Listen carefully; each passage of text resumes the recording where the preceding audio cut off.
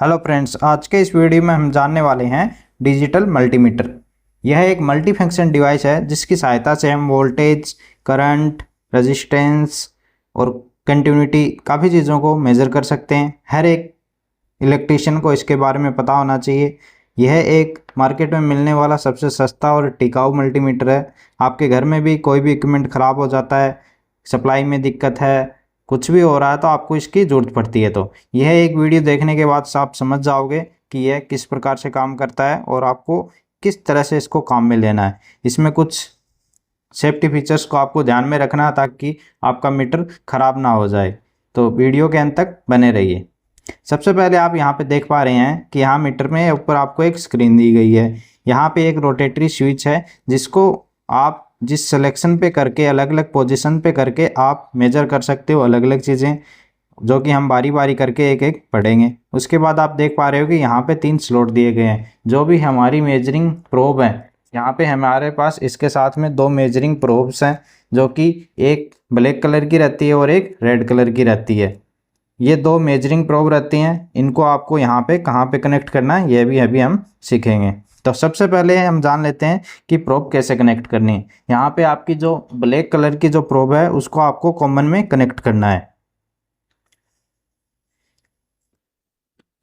उसके बाद आपके पास जो रेड कलर की प्रोब है उसके लिए आपके पास 2 ऑप्शन है, एक तो ये रहा और एक ये। इन दोनों ऑप्शन में से आपको कहाँ पे कनेक्ट करना है, तो आप ध्यान से जब देखेंगे तो आप पाएंगे कि जो ये वाला जो ऑप्शन है यहाँ पे लिखा हुआ है वोल्टेज, ओम और मिली एम्प्स। यानी कि जब भी आप वोल्टेज मेजर कर रहे हो, रेजिस्टेंस वैल्यू मेजर कर रहे हो या मिली एम्प्स वैल्यू यानी कि मिली एम्प्स तक जब आप वैल्यू चेक कर रहे हो तो यहाँ पे कनेक्ट करना है। लेकिन अगर मिली एम से यानी कि 200 मिली एम से लेके अगर आप 10 एम्प्स तक मेज़र कर रहे हो तो इस टाइम पे आपको इस प्रोब को यहाँ पे कनेक्ट ना करके यहाँ पे कनेक्ट करना है। यानी कि जब हाई करंट आप मेज़र कर रहे हो उस टाइम पे आपको यहाँ पे कनेक्ट करना है, नहीं तो आपका मीटर ख़राब हो सकता है। तो सबसे पहले हम इसको यहाँ पे कनेक्ट कर देते हैं। सबसे पहले हमारे पास आप यहाँ देख पा रहे हो कि ये वोल्टेज का सिंबल है। यहाँ पे आप देख पा रहे हो ये डीसी वोल्टेज है और ये एसी वोल्टेज है। तो ये जो यहाँ पे अगर आप इसका सिलेक्शन करेंगे, सिलेक्शन आप किस प्रकार से करेंगे, ये जो आपको कर्सर दिखाई दे रहा है आपको ये जहाँ पे शिफ्ट होगा वहीं की वैल्यू मेजर होगी। ऐसा नहीं होगा आप यहाँ पे इसको इस प्रकार से शिफ्ट कर रहे हैं और आपको ध्यान नहीं है, आप इस यहाँ पे देख पा रहे हैं कि ये मेजर हो रहा है। ऐसा नहीं है, आपको ध्यान रखना है यहाँ पे कि आपका जो कर्सर का जो पोजीशन रहेगा, जैसा कि यहाँ पे कर्सर का पोजीशन है यही ही आपका मेजर हो रहा है। तो यहाँ पे सबसे पहले हमारे पास वोल्टेज है जो कि डीसी वोल्टेज है। तो यहाँ पे भी आपको अलग अलग वैल्यू दी गई है। अगर आपको 200 मिली वोल्टेज तक अगर आपको मेज़र करना है तो यहाँ पे सेलेक्ट करना है। अगर आपको 2000 मिली वोल्टेज तक मेज़र करना है तो यहाँ पे, अगर 20 वोल्ट तक मेज़र करना है तो यहाँ पे, 200 तक तो यहाँ, और मैक्सिमम आप 1000 वोल्ट तक डीसी वोल्टेज को मेज़र कर सकते हैं। हमारे पास जैसे कि यहाँ पे हमारे पास एक सेल है, हमें पता है कि 1.5 वोल्ट का है, तो हम इसको 20 वोल्ट पे सिलेक्ट कर देंगे। अभी हम मेज़र करके देखेंगे कि यह कितना वोल्टेज हमें शो कर रहा है।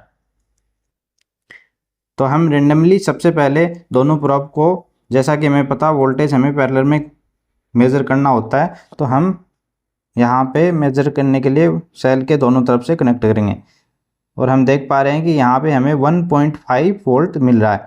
लेकिन आप यहाँ पे देख पा रहे हैं कि ये जो वोल्टेज है ये वोल्टेज से पहले हमें नेगेटिव साइन देखने को मिल रहा है। इसका मतलब ये है जो प्रोब हमने लगाई हैं वो उल्टी लगाई हैं, यानी कि हमेशा जो रेड वाली जो प्रोब रहेगी वो सेल या बैटरी के पॉजिटिव टर्मिनल पर रहेगी और जो ब्लैक वाली है वो नेगेटिव पे रहेगी। तो ये हमारा माइनस का साइन नहीं आएगा।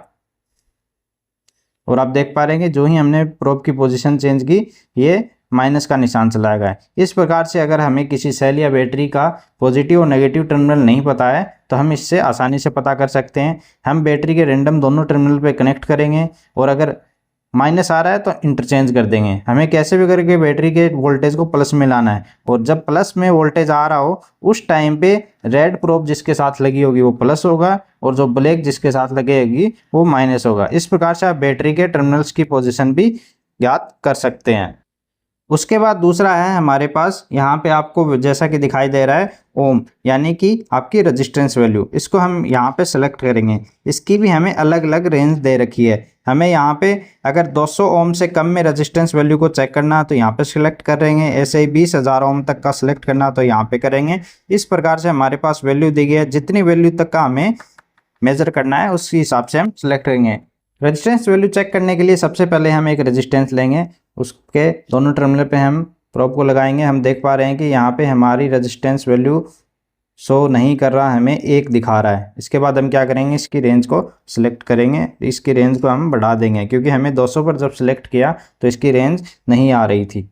अभी हम देख पा रहे हैं कि इसकी रेंज आ गई, हमारा यह है 215 यानी 220 ओम का रेजिस्टेंस है। अभी हम क्या करेंगे, एक बड़ी वैल्यू का रेजिस्टेंस लेते हैं और उसको चेक करते हैं कि इसकी वैल्यू किस प्रकार से ज्ञात की जाती है। अभी हमने ये रेजिस्टेंस लिया, हम देख पा रहे हैं कि इसको अगर हम 2000 पर सिलेक्ट करेंगे तो भी इसकी वैल्यू नहीं दिखा रहा है, यहाँ पे भी हमें वैल्यू 1 दिखा रहा है। तो अभी हम क्या करेंगे, इसकी रेंज को बढ़ा देंगे।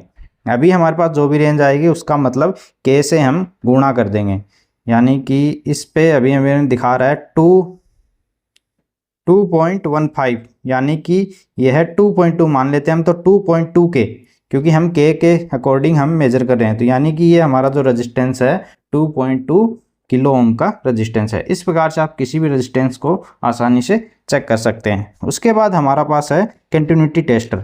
कंटिन्यूटी टेस्टर में क्या होता है कि हमें कोई भी सर्किट या वायर की हमें कंटिन्यूटी चेक करनी है, यानी कि जो वायर है कुछ भी है अगर वो बीच से ब्रेक हो गया नहीं हो गया, इस कंडीशन में क्या करता है, हम कहीं भी अब इसको दोनों तरफ से कनेक्ट करेंगे तो हमें ये बीप की आवाज़ देगा। इस प्रकार से हम क्या करते हैं कि हम सबसे पहले इसी मीटर को चेक करते हैं क्या ये प्रोब खराब है, तो इसके लिए हम क्या करेंगे, दोनों को शॉर्ट करेंगे। और हम देख पा रहे हैं कि जब भी हम इन दोनों को शॉर्ट करते हैं तो एक बीप की आवाज़ सुनाई देती है। अब इसका यूज़ हम कहाँ पे लेते हैं, सर्किट के अंदर हम कोई भी सर्किट है, जैसे कि हम मान के चलें ये वायर है, इस वायर को बीच में से ब्रेक है या नहीं है, यहाँ पे तो ये हमें दिखाई दे रहा है। बहुत सी जगह हमें सर्किट में वायर का पहला सिरा और अंतिम सिरा ही दिखाई देगा, बीच में वायर कहाँ घूम रहा है किधर से आ रहा है हमें नहीं पता। तो वो ब्रेक हो गया नहीं हो गया उसको चेक करने के लिए हम क्या करेंगे, उसके स्टार्टिंग और अंतिम पॉइंट पर हम कनेक्ट करेंगे। यहाँ पे आप देख पा रहे हैं कि बीप की आवाज़ आ रही है, बीप की आवाज़ आ रही है मतलब ये वायर पूरी तरह से सही है। अगर ये बीच में से कहीं ब्रेक होता तो ये बीप की आवाज़ नहीं आती। तो इस प्रकार से हम कंटिन्यूटी टेस्ट कर सकते हैं। उसके बाद आप जो साइन वेव का साइन दिख रहा है आपको, इसमें क्या होता है, ये एक पल्स जनरेट करता है, उसके साथ साथ जो बहुत से इलेक्ट्रॉनिक सर्किट में इसको काम में लिया जा सकता है। इसका हम एक अलग वीडियो में पढ़ेंगे कि ये कहाँ पे काम में लिया जाता है। और उसके साथ में जो HEF यानी कि जो हमारा NPN और PNP ट्रांजिस्टर है उनको भी हम यहाँ पे सेलेक्ट करके यहाँ से चेक कर सकते हैं कि उसका कौन सा टर्मिनल बेस है, कौन सा टर्मिनल एमीटर है और कौन सा टर्मिनल कलेक्टर है, और वह है ट्रांजिस्टर NPN है या PNP है। तो उसको ज्ञात करने के लिए हम यहाँ पे सिलेक्ट करके कर सकते हैं। इन दोनों चीज़ों को हम अलग वीडियो में पढ़ेंगे, ये वीडियो ज़्यादा लंबा हो जाएगा। उसके बाद हम क्या करते हैं कि यहाँ पे हमें नेक्स्ट ऑप्शन दिख रहा है कि जो आपको यहाँ पे दिख रहा है एम्स, यानी कि आप DC वोल्टेज का आप यहाँ से करंट मेज़र कर सकते हैं। यहाँ पे आपको अगर पता आपका वोल्टेज जो आपका DC वोल्टेज है उसमें करंट वैल्यू लगभग 200 मिली एम्स तक है तो आप यहाँ पे सिलेक्ट कर सकते हैं। अगर 20 मिली एम्स है तो यहाँ पे कर सकते हैं। अगर 2000 माइक्रो एम्स है तो आप यहाँ पे सिलेक्ट करके आप यहीं पे इनको पोजीशन में रख के आप करंट आसानी से चेक कर सकते हैं। लेकिन अगर आपका एम्स की वैल्यू अगर 10 एम्स यानी कि 200 मिली एम्स से लेकर आपका 10 एम्स तक है तो आपको क्या करना है, इस प्रोब को निकाल के यहाँ से और यहाँ पे कनेक्ट कर देना है। क्यों?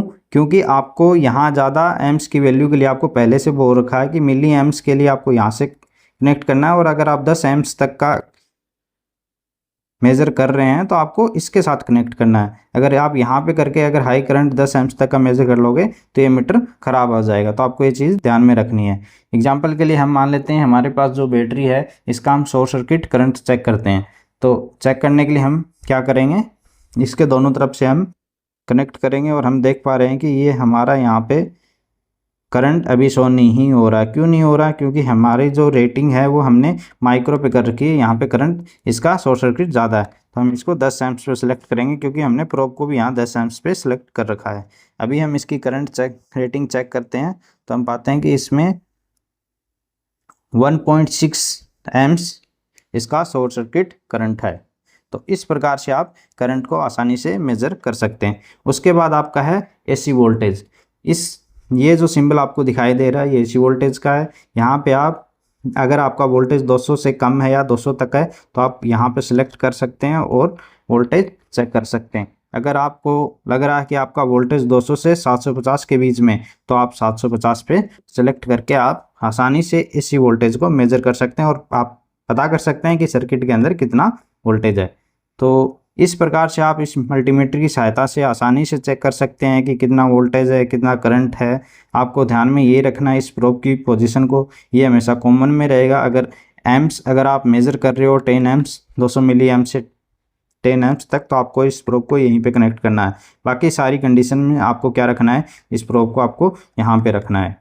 और आपको एक ये भी ध्यान रखना है कि ये प्रोब से जब आप यहाँ पे 8, 9, 10 एम्प्स तक आप मेज़र कर रहे हो तो आपको 10 सेकंड से ज़्यादा देर तक लगा के नहीं रखना है।